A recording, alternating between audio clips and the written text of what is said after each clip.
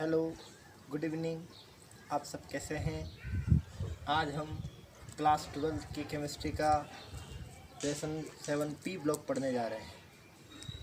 पिछले कुछ दिनों से पी ब्लॉक के बारे में हमने पढ़ा पिछली क्लासों में। लास्ट क्लास में हमने फॉस्फीन और उसके स्ट्रक्चर के बारे में पढ़ा। आज हम फास्फोरस उसके ऑक्सो अम्ल के बारे में पढ़ेंगे। पहले हमने नाइट्रोजन की अनुनादी संरचनाओं के बारे में पढ़ा था। आज हम फास्फोरस के ऑक्सो अम्लों के उसकी संरचनाओं के बारे में पढ़ेंगे। यह क्लास यदि आपको अच्छी लगती है तो आप लाइक और सब्सक्राइब करें, और साथ ही यदि कोई समस्या हो तो कमेंट बॉक्स में कमेंट अवश्य करें।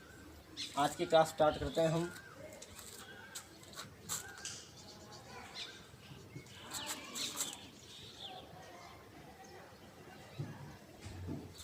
आज का टॉपिक है फास्फोरस के ऑक्सो अम्ल। ऑक्सो अम्ल, कल मैंने बताया था कि यदि आपके पास कोई तत्व P है और एक तत्व OH है, O है, और एक तत्व H है, तो यह फास्फोरस के ऑक्सो अम्लों की संरचना कही जाती है।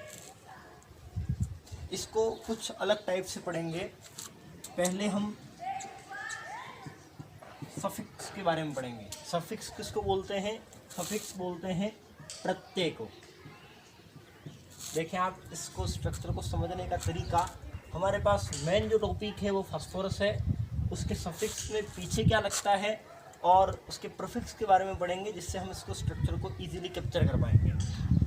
तो सफिक्स मतलब जैसे कि आपको पता हो फास्फोरिक, फास्फोरस आदि जो यौगिक होते हैं वह सफिक्स के रूप में लगते हैं, और इनको इसके पीछे जब जोड़ते हैं तो जैसे कि आपको बताया जाए,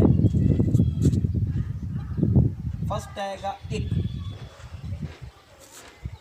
मूल शब्द क्या है हमारे पास? फास्फोरस। उसमें हम एक जोड़ते हैं तो उसके मिलने से बनता है फास्फोरिक, और इसका फार्मूला क्या होता है? H3PO4। ठीक है। दूसरा आता है हमारे पास अस। अस से देखें, इसमें हमारे पास फास्फोरस है। फास्फोरस में हम अस जोड़ते हैं, इससे बनता है फास्फोरिक।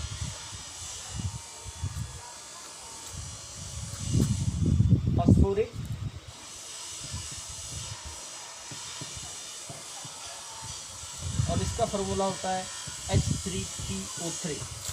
एक तो होता है फास्फोरिक अम्ल और एक होता है फास्फोरस अम्ल। ठीक है, ये तो हुआ सफिक्स के रूप में। अब जब भी हम यौगिक के निर्माण की ऑक्सो अम्लों के बारे में बात करेंगे तो उसके सफिक्स और प्रीफिक्स दोनों ही चीज़ों को देखा जाएगा। दोनों ही चीज़ों को देखने के लिए हमारे पास मतलब अलग अलग प्रीफिक्स होंगे। जैसे कि प्रीफिक्स की बात करें,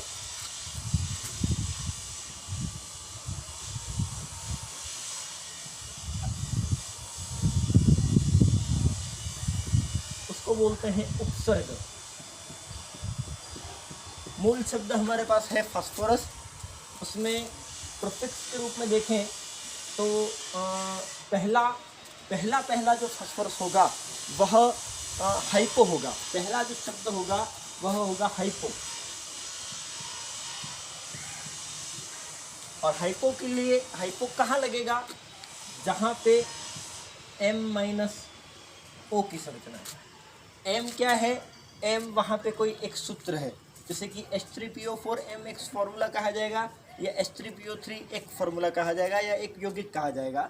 उसमें से यदि हम एक ऑक्सीजन घटाते हैं, जैसे कि आप देखें फास्फोरिक H3PO4, इसमें से हम एक घटा दें तो क्या होगा? H3PO3। इसका जो नाम हो जाएगा वो हो जाएगा हाइपोफास्फोरस। ठीक है, तो एक यह प्रीफिक्स होता है। अब प्रीफिक्स हमेशा आगे क्यों लगेंगे? पहला टॉपिक हमारे पास क्लियर है हाइपो के लिए। सेकंड टॉपिक जो आएगा वो आएगा पर या पर ऑक्सी के लिए।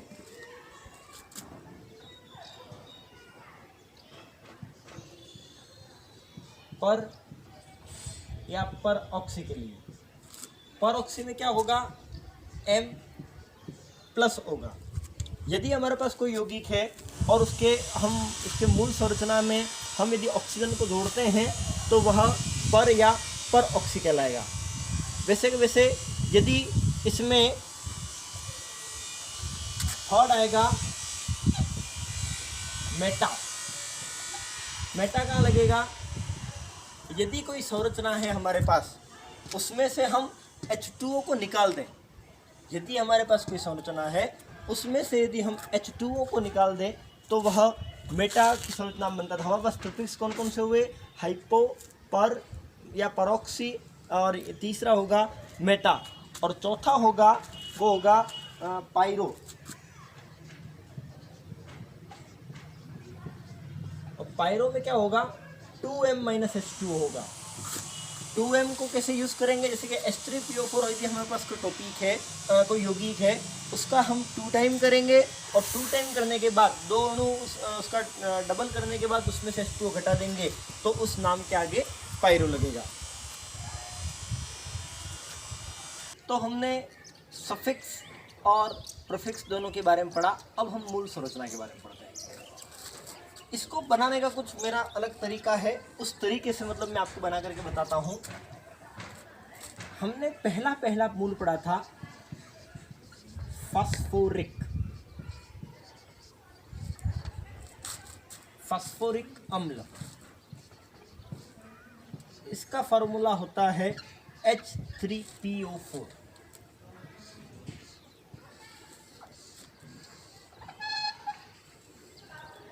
इसको बोलते हैं H3PO4 फास्फोरिक अम्ल। यदि इसमें से मैं एक ऑक्सीजन माइनस करता हूँ तो जब भी फास्फोरिक अम्ल को हम लेंगे तो उसमें से हम एक ऑक्सीजन माइनस करेंगे तो ये बनेगा फास्फोरस अम्ल। फास्फोरस अम्ल, और इसकी संरचना हो जाएगी H3PO3। PO4 था, वहाँ से PO3 हो गया। कैसे हुआ, एक ऑक्सीजन को कम करने पर। ठीक है, एक और ऑक्सीजन को कम करते हैं जैसे कि, तो यह हो जाएगा हाइपोफॉस्फोरस। हाइपोफॉस्फोरस, और इसका फॉर्मूला हो जाएगा H3PO2। आपको बताया ही था, यदि किसी यौगिक में से एक ऑक्सीजन माइनस करते हैं तो वह बनता है हाइपोफॉस्फोरस। पुनः देख लें, फास्फोरिक अम्ल हमारे पास H3PO4 था, उसमें से एक ऑक्सीजन हमने माइनस किया, फास्फोरस अम्ल हुआ। एक और ऑक्सीजन माइनस किया, वह हाइपोफॉस्फोरस हुआ।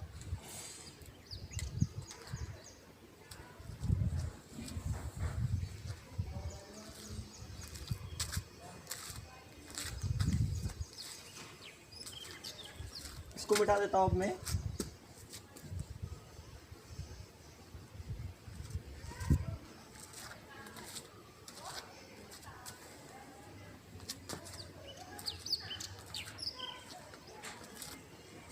यदि इसमें एक ऑक्सीजन जोड़ा जाए, यदि इसमें एक ऑक्सीजन जोड़ा जाए तो इसका नाम हो जाएगा परऑक्सो फास्फोरिक अम्ल।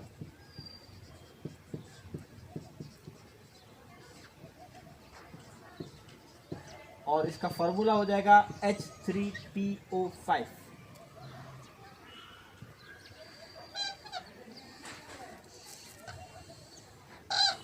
क्या हो जाएगा, परऑक्सो फास्फोरिक अम्ल।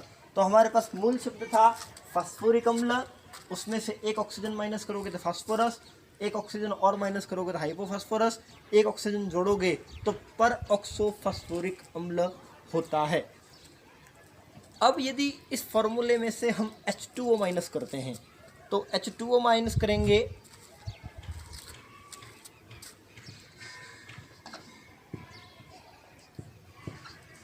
H2O माइनस करेंगे तो ये हो जाएगा मेटा फॉस्फोरिक अम्ल। और आप देखें H3 में से हम H के 2 अणु निकालेंगे तो हमारे पास बचेगा H, और एक ऑक्सीजन माइनस करेंगे तो HPO3, और HPO3 को क्या कहा जाएगा? HPO3 को कहा जाएगा मेटा फॉस्फोरिक अम्ल। H2O को माइनस करते हैं तो हमारे पास आता है मेटा फॉस्फोरिक अम्ल।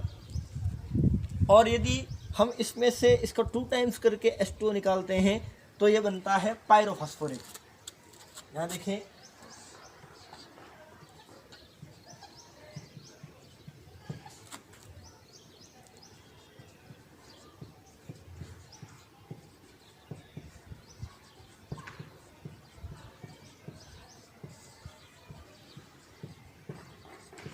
टू टाइम कैसे करेंगे? H3 को 2 टाइम करेंगे H6 होगा, P में 2 होगा, O4 को 2 टाइम करेंगे तो O8 होगा। उसमें से हमको H2 निकालने हैं। H2 निकालेंगे तो H2 का इसका 3 का 2 टाइम होगा H6, तो यहाँ आ जाएगा H4। ठीक है, P2 एज इट इज़ रहेगा और O4 का O8 होगा। उसमें से हम एक ऑक्सीजन निकालेंगे तो ये हो जाएगा H4P2O7।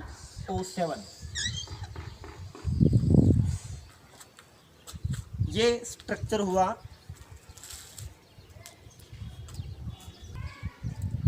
तो देखें एक बार पुनः चीज़ को मैं समझा दूँ, पूरा स्ट्रक्चर कैसा होगा। ऑक्सो अम्ल बुक में सारणी बना करके दे रखा है, वहाँ पे फॉर्मूले भी दे रखे हैं, लेकिन इसको मेरा याद करवाने का कॉन्सेप्ट अलग प्रकार का है। यदि हमको फास्फोरिक अम्ल का फार्मूला याद है तो हम पूरे स्ट्रक्चर का निर्माण कर सकते हैं। हमको सिर्फ एक बात ध्यान रखनी है, यदि फास्फोरिक अम्ल है उसमें से एक ऑक्सीजन माइनस करोगे तो H3PO3, एक और ऑक्सीजन माइनस करोगे तो हाइपोफास्फोरस, एक इसमें से एक O जोड़ोगे तो पर ऑक्सो फास्फोरिक अम्ल, इसमें से H2O कैंसिल करो लेस करोगे तो मेटाफास्फोरिक अम्ल, और इसको 2 टाइम करके उसमें से H2O लेस करोगे तो पायरोफास्फोरिक अम्ल बनता है। तो नोट कर लें, हमने फास्फोरस के जो ऑक्सो अम्ल थे उनके बारे में देखा। अब हम पढ़ेंगे उनके स्ट्रक्चर के बारे में। जिन स्ट्रक्चरों को बुक में दे रखा है उन सब के मैंने नाम लिख लिए हैं यहाँ पे। अब हम देखेंगे कि इनका स्ट्रक्चरों का निर्माण किस प्रकार से होगा। सबसे पहले फास्फोरस के ऑक्सो अम्लों की संरचना बनाने के लिए क्या चीज़ें आवश्यक है? एक तो P डबल बॉन्ड O में होना आवश्यक है, एक POH या PH बंध होना आवश्यक है, और दूसरा इसकी जो संरचना होगी वह त्रिविमीय संरचना होगी। PH बंध, P डबल बॉन्ड O और त्रिविमीय संरचना। अब H3PO3 की संरचना किस प्रकार से होगी, सबसे पहले हम इसके बारे में देखते हैं। मैं स्ट्रक्चर बनाने की कोशिश करता हूँ। P double bond O,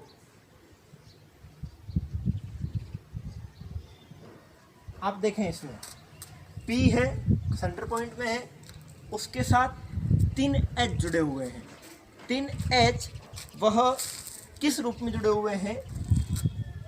oxygen O double bond हो गया, O 1, 2 और 3, और साथ में एक जुड़ा हुआ होगा, वो होगा हाइड्रोजन।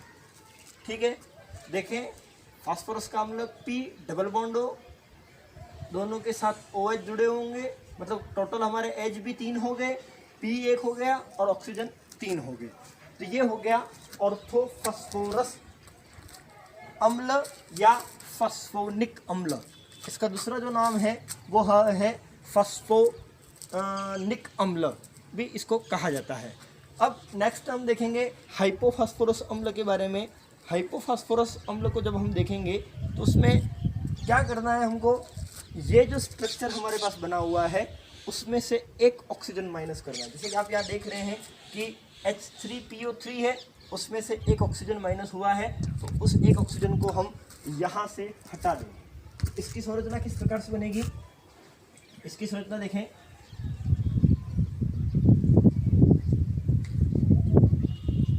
OH बना दो, आपको ये स्ट्रक्चर याद रखना है सिर्फ। यदि ये स्ट्रक्चर याद है तो अब हम नीचे की हम सभी संरचनाओं का निर्माण कर सकेंगे। तो इस स्ट्रक्चर के बारे में देखें, पहले मैंने आपको वापस बता दिया, P double bond OH OH दोनों तरफ लगेगा और साथ में एक H लगेगा। अब इसमें से हमको एक ऑक्सीजन रिमूव करना है, तो रिमूव कैसे करेंगे? रिमूव करेंगे तो यहाँ पे एक H लगेगा और साथ में एक H लगेगा, तो ये किसका हो गया? हाइपोफॉस्फोरस। ठीक है, ये हो गया H3PO3, ये हो गया H3PO2। नेक्स्ट आएगा H3PO4। जब हमने ऑक्सीजन को रिमूव किया था उसका नाम पड़ा था हाइपो, और जब उसमें हम एक ऑक्सीजन ऐड करेंगे तो उसका नाम पड़ेगा ऑर्थो। तो क्या करेंगे? इसी स्ट्रक्चर में एक ऑक्सीजन जोड़ देंगे। तो थर्ड के लिए देखें,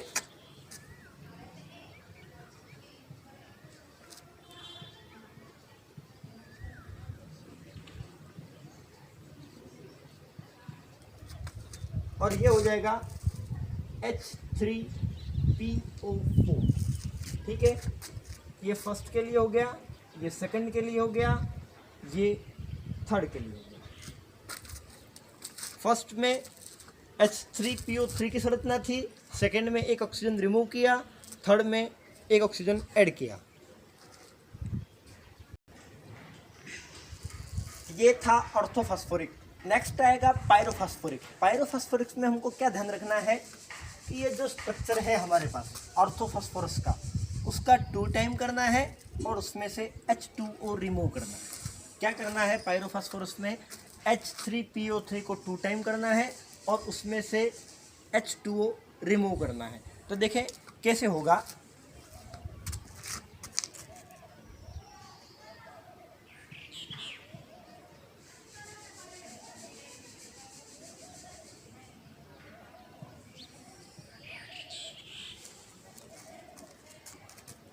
H2O रिमूव करेंगे, इसमें से हम H2O रिमूव करेंगे तो दोनों H और एक ऑक्सीजन, दोनों H और एक ऑक्सीजन निकलेगा।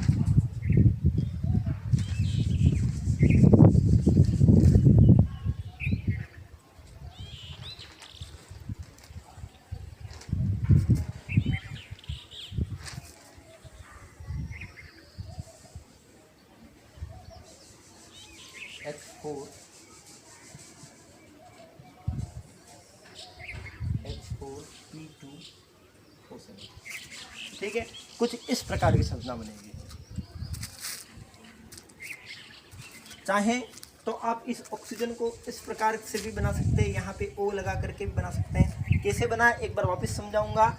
हमने क्या किया, ये जो वाला H3PO3 वाला जो स्ट्रक्चर था H3PO3, उसमें से क्या किया, इसको 2 टाइम किया और उसमें से H2O माइनस किया, तो H6P2O6 हो रहा था। H3PO4 सॉरी H3PO4, उसको 2 टाइम करने के बाद उसमें से H2O रिमूव करेंगे तो हमारे पास पायरोफॉस्फोरिक अम्ल आएगा। 2 संरचनाएं होंगी और O7 होंगे। आप काउंट कर सकते हैं, H3PO4 2 टाइम माइनस H2O, यह हो गया पायरोफॉस्फोरिक अम्ल। उसके बाद हम देखेंगे पॉलीमेटाफॉस्फोरिक अम्ल। पॉलीमेटाफॉस्फोरिक अम्ल में क्या होगा, जो हमारे पास H3PO4 है उसमें से हम H2O रिमूव करेंगे, H2O रिमूव करेंगे। H3PO4 की जो संरचना है उसमें से हम अब देखें, इस स्ट्रक्चर को समझने के लिए हमको पहले ये ध्यान रखना होगा कि यहाँ पे पॉली लिखा हुआ। पॉली शब्द का अर्थ क्या होता है? बहुलक। किसे कहते हैं बहुलक? जो छोटी छोटी एकलक इकाइयों से मिलकर बना होता है उसको कहते हैं पॉली या बहुलक। एक संरचना है हमारे पास H3PO3 की, मेटा कैसे बनेगा, उसमें से हम H2O लेस करेंगे। देखें इस स्ट्रक्चर को कैसे बनाते हैं हम। यहाँ देखें आप, P H3PO4 है, इसमें से हमको H2O लेस करना है। पहले मैं यहाँ लिख दूँ H3PO4 minus H2O, P double bond O बनेगा, इसमें से H2 और एक O रिमूव करना है, एक OH तो जुड़ा रहेगा, एक O इसके साथ खाली होगा। अब यहाँ पे 3 टाइम लिखा हुआ है, तो हम 3 टाइम स्ट्रक्चर बना करके इनको ऐड करेंगे।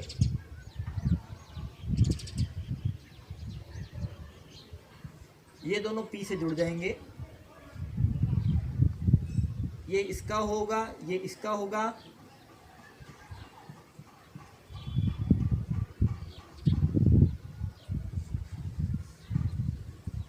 यह इस प्रकार से संरचना बनाता रहेगा।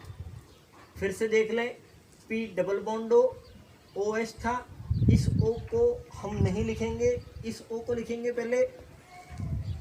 इसमें से हमने H3PO4 में से H2O मतलब ये दोनों H रिमूव किए और एक O रिमूव किया, ये जो सिंगल O रह जाएगा वह अन्य के साथ बहुलक की श्रृंखला बनाएगा, इसलिए इसको बोलते हैं पॉलीमेटाफॉस्फोरिक अम्ल। ठीक है, और एज इट इज संरचना यह 4th होगी, यह 5th संरचना होगी। तो देखें, पहली थी हमारे पास ऑर्थोफॉस्फोरस, सेकेंड थी हाइपोफॉस्फोरस, थर्ड थी ऑर्थोफॉस्फोरिक, 4th थी पायरोफॉस्फोरिक, 5th थी पॉलीमेटाफॉस्फोरिक, और 6th स्ट्रक्चर की जो बात करेंगे उसमें होगा साइक्लोमेटाफॉस्फोरिक अम्ल। यह भी इस प्रकार से बनेगी, इसमें भी H2O होगा, लेकिन जो स्ट्रक्चर हमने बहुलक के रूप में दे रखा है उन्हीं 3 अणुओं को हम साइक्लोबेंजीन रूप में, या एक चक्रीय, साइक्लो शब्द का अर्थ होता है चक्रीय, और उस चक्रीय को हम एक संरचना में, बेंजीन की संरचना में बनाएंगे। देखिए कैसे बनाते हैं।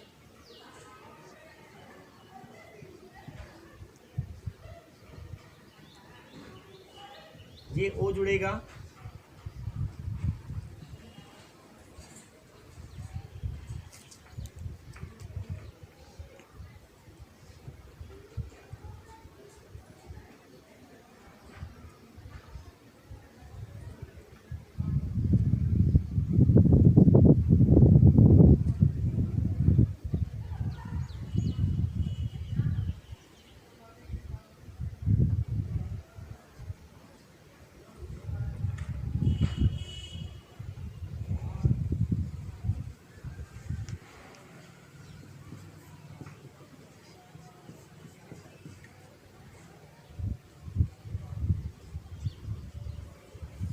कुछ इस प्रकार से इसकी संरचना जुड़ी होगी, डबल बॉन्ड O, और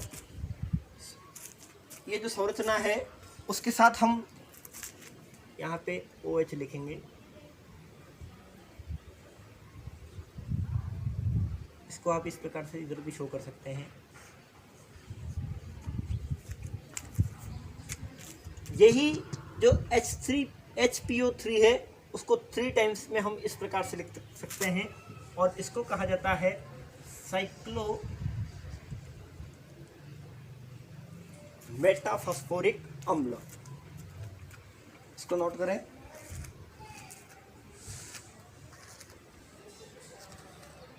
अब इसके ऑक्सीकरण अंग सबके नोट करेंगे। फर्स्ट की जो संरचना है उसमें ऑक्सीकरण अंग होगा +3, सेकेंड की जो संरचना होगी उसमें +1 ऑक्सीकरण अंग होगा, बाकी जितनी भी संरचनाएं होंगी उनमें +5, इसमें +5, इसमें +5, इसमें +5।